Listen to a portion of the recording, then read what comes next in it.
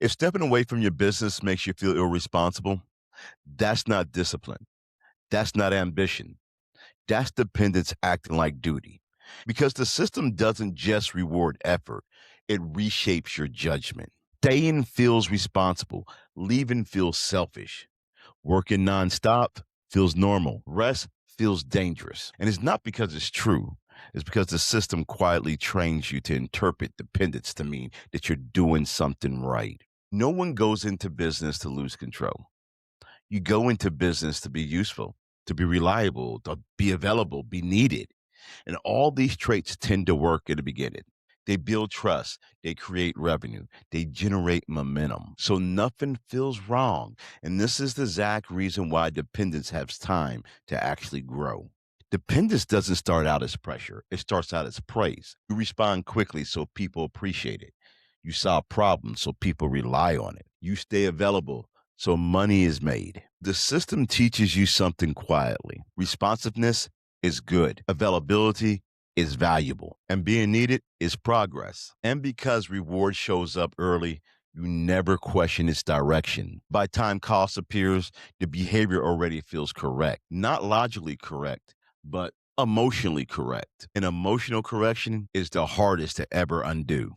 As dependence grows, your language begins to change. You stop asking, do I control this? And you start asking, who needs me right now? Your schedule feels, decisions wait on you, and problems route right to you. And this doesn't feel like danger, it feels like responsibility. But responsibility without control is not leadership. It's attachment. And attachment is how dependence actually protects itself without looking like it's harmful. Here's where the shift becomes invisible because being needed feels meaningful. People depend on you, revenue depends on you, outcome depends on you. So stepping back doesn't feel neutral anymore. It feels like letting people down. And the moment that stepping back doesn't feel harmful, dependence no longer has to trap you. You will protect it yourself, not because you're weak, but because it feels responsible. It feels right. Over time, effort stops feeling like something you do and it becomes something you are. This is how I provide. This is what people count on. This is what I'm good at. Once identity attaches itself to effort, questioning the structure starts to feel personal, not structural, personal. So instead of asking whether the system is healthy, you defend the role that the system gave you. And that's the moment that dependence becomes stable because identity is stronger than logic. Now, something subtle happens where staying feels responsible and leaving feels selfish. Rest feels risky.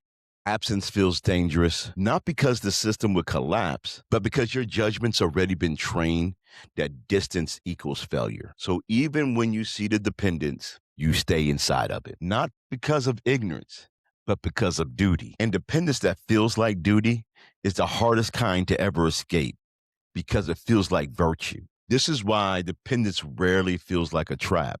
It feels like progress, responsibility, identity, duty. Each step reinforcing the next, each reward hiding the cost. Till control quietly disappears without anything dramatic happening. Not failure, not collapse, just slow replacement of ownership with obligation. Dependence doesn't survive because people choose it. It survives because it feels responsible. And anything that feels responsible is rarely questioned. But once you see how responsibility was trained, you'll start to see something else. You'll see that control wasn't lost suddenly. It was replaced slowly. And anything that can be replaced slowly can be completely missed until the moment you finally see it. And once you see it, you can't unsee it.